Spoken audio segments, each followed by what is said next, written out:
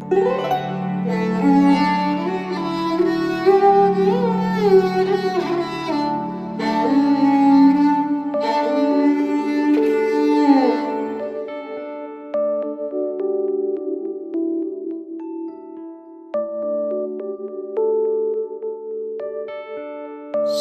एक गांव का रेलवे स्टेशन, उसके प्लेटफार्म पर बना एक चबूतरा और उस चबूतरे पर बैठा एक मनमोजी दिव्यांग हर किसी को अपनी ओर आकर्षित कर रहा था। ये उसकी मधुर आवाज ही थी जो आते आते राहगीरों को कुछ पल वहां रुकने में मजबूर कर रही थी।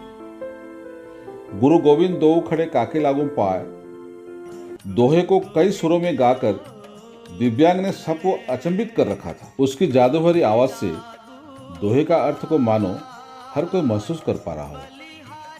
नाम पूछने पर कहता, नाम से तो ईश्वर धर्म सब बदनाम है। क्या नाम से ही हमारी पहचान है?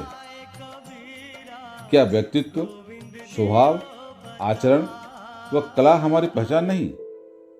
इतने में किसी दर्शक ने भावुक होकर कहा, तुम पर ईश्वर की बड़ी कृपा है जो तुम में संगीत के साथ इतने अच्छे नैतिक विचार व गुण है। विनम्र भाव से दिव्यांग ने कहा, ईश्वर का तो पता नहीं, लेकिन मेरे गुरु का मुझ पर आशीर्वाद है। संगीत को आजीविका बनाने में मुझे उन्होंने ही प्रेरित किया है।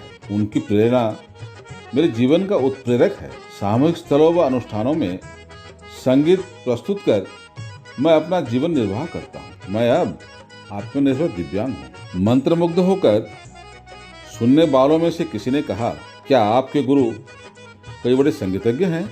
दिव्यांग ने मुस्कुराकर जवाब दिया, जी नहीं, वे कोई संगीतज्ञ नहीं हैं, बल्कि विद्वान व प्रभावशाली व्यक्ति हैं।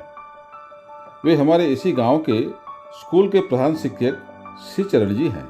श्री चरण जी का नाम सुनकर हर कोई प्रसन्नचित्त हो गया, क्योंकि वे केवल इसी गांव के ही नहीं, समूचे इलाके के एक प्रतिष्ठित व सम्मानित शिक्षक रहे हैं। किसी ने सूचनापूर्वक कहा कि हाल ही में वे सेवानिवृत्त हो चुके हैं।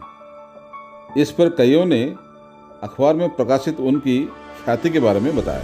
सबका ये मानना था कि विद्यालय शिक्षा से परे उनकी शिक्षा शिष्यों के लिए जीवनदायिनी है। ठीक उसी समय दिव्यांग ने दर्शकों से समय पूछा और अपने छोटे से रेडियो को चालू करते हुए सबसे सुनने का आग्रह किया।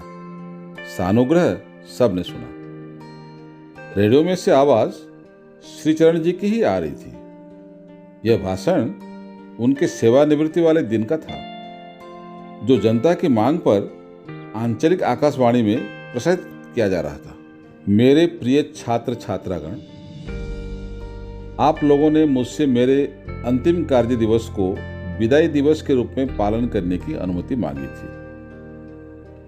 इससे मैं सहमत नहीं हूं और यह कहना चाहता हूं कि शिक्षक कभी अपने शिष्यों से विदाई नहीं लेता। शिक्षक के जीवन में शिष्य आते जाते रहते हैं, आजीवन जुड़े भी रहते हैं। रही बात मेरी सेवानिवृत्ति की, तो इस पर मेरे विचार कुछ अलग है। मनुष्य अपने जीवन में उपार्जनक्षम होकर परिवार, जाति, समाज व देश के लिए अपना योगदान देता है। यह एक अर्जित प्रवृत्ति है।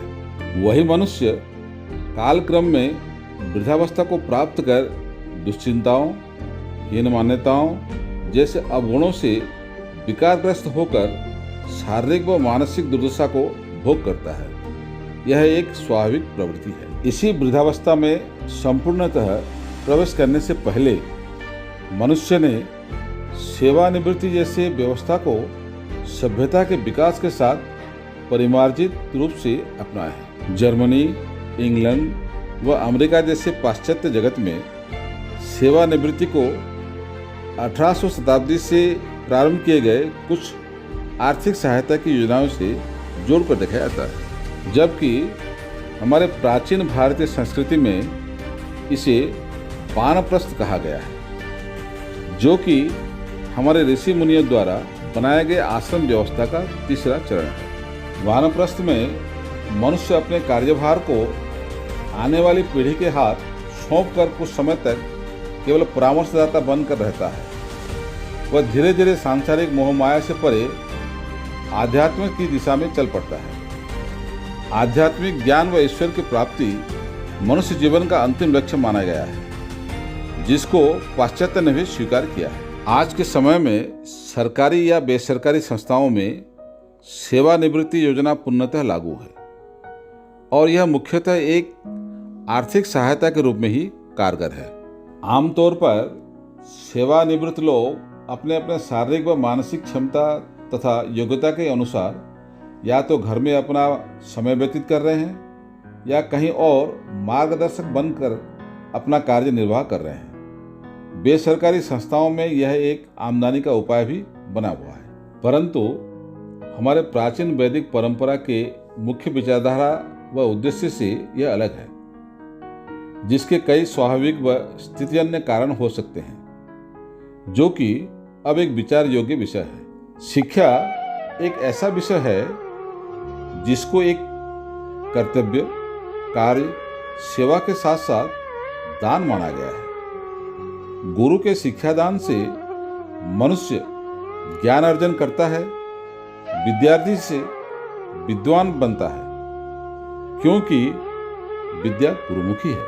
अगर शिक्षा ज्ञान का भंडार है और शिक्षा एक दान है, तो इसकी कोई समय सीमा कैसे निर्धारित की जाए, या फिर इस महत् कार्य से निवृत्ति कैसी? यह मेरा व्यक्तिगत विचार है। इसी विचार के तहत मैं आज इस विद्यालय से केवल औपचारिक रूप से अलग हो रहा हूँ। आज के बाद मैं आप लोगों को पाठ्यक्रम की बातें नहीं पढ़ाऊंगा, बल्कि अपने दीर्घ जीवन के अनुभव को बांटकर आपके सुख दुख का भागीदार बनूंगा। आज के बाद मैं कोई विषय वस्तु पर सीमित नहीं रहूंगा, बल्कि हर एक महत्वपूर्ण विषय जहां मेरी जरूरत हो अपना योगदान निष्ठापूर्वक दूंगा। आज के बाद मैं किसी कक्षा में सीमाबद्ध नहीं रहूंगा, बल्कि प्रत्यक्ष या परोक्ष रूप से घर, मोहल्ला, गांव, शहर, राज्य व पूरे देश में जहां तक पहुंच पाऊं व्यापक होने की कोशिश करूंगा। मुझे उम्मीद है सोशल मीडिया के ज़माने में ये असंभव नहीं, पूर्णतः संभव है। निस्संदेह आने वाला समय मेरे लिए महत्वपूर्ण है, परंतु मैं इस समय को एक समस्या व कष्टपूर्ण दिन न मानते हुए एक खुशी व एक नई शुरुआत मानकर आप लोगों के साथ मिलकर हौसला जुटाऊंगा। इस प्रकार मैं राष्ट्र निर्माण में युवा शक्ति को प्रोत्साहित कर अपने आप को आखिरी सांस तक कार्यरत कर पाऊंगा। प्राचीन परंपराओं में वर्णित सेवानिवृत्ति के प्रत्येक पहलू को पुनः टटोलकर कैसे वर्तमान के समय के साथ जोड़ा जा सके, उस पर कार्यरत रहूंगा। आशा करता हूं आप लोग मेरा साथ देंगे। जय हिंद, वंदे मातरम। श्री चरण जी के भाषण के अंत में वैष्णव जन तो तेने कहिए जे धुन का मधुर संगीत बज रहा था। लोगों में दुख था कि श्री चरण जी विद्यालय से अवसर ले चुके, पर खुशी इस बात की थी कि उन्होंने एक अनोखी बात कह के एक नई शुरुआत की ओर अपने कदम बढ़ा लिए। उनके संबोधन ने लोगों के मन में एक अनोखे एहसास को जगाया था और हर किसी के मन में यह प्रश्न था, सेवानिवृत्ति एक अंत या एक नई शुरुआत?